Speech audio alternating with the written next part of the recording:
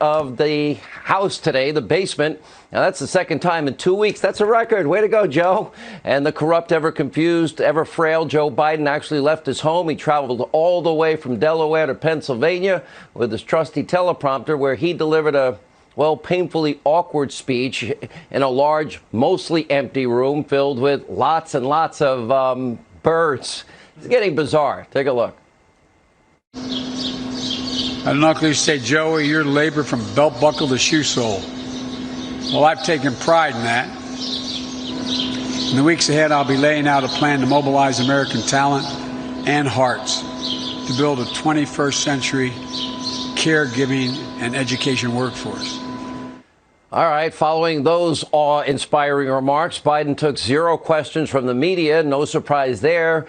Joe was having a hard time reading the teleprompter, much less answer unscripted questions. In fact, a short time later, during a trip to Biden's childhood home, Biden also refused to answer questions again as he sort of stared off into space. Let's take a look. Hey, everybody, how are you? Hey, Mr. Vice President, time for a few questions? No, I just came to see Ann. Now, our very own Peter Doocy, he asked the question, but as you can see, the other reporters there were they're more than happy to just see Joe take a back seat in order to shield and protect Joe Biden. Remember, the mob and the media, they will be the #1 campaign contributor to the Biden campaign. That's 99% of the media mob. Now, that includes the New York Toilet Paper Times, even encouraging Joe not to show up for the debates unless these rigid conditions are met.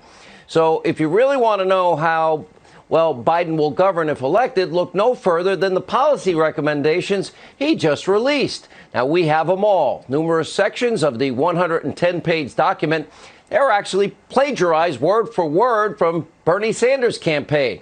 By the way, plagiarism, nothing new for Joe Biden. In the 1980s, he was forced to end his presidential campaign. He was caught red-handed plagiarizing a British politician by the name of Neil Kinnock, word for word, on multiple occasions. We even have the videotape proof. Why am I the first Kinnock in 1,000 generations to be able to get to university? Why is Glenys the first woman in her family in 1,000 generations to be able to get to university? I was thinking as I was coming over here, why is it that Joe Biden is the first in his family ever to go to a university? Why is it that my wife, who's sitting out there in the audience, is the first in her family to ever go to college? Was it because all our predecessors were thick? Did they lack talent?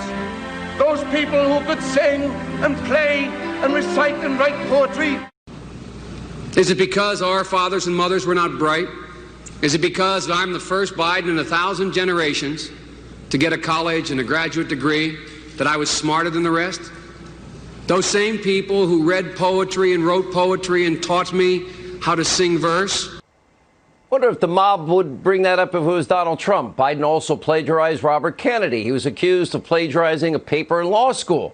This guy doesn't even have an original thought in his head. Now he's literally plagiarizing not only Bernie Sanders word for word, but now he's trying to sound like Donald Trump. We're going to bring manufacturing jobs back to America. Didn't he and Barack say those jobs were never coming back?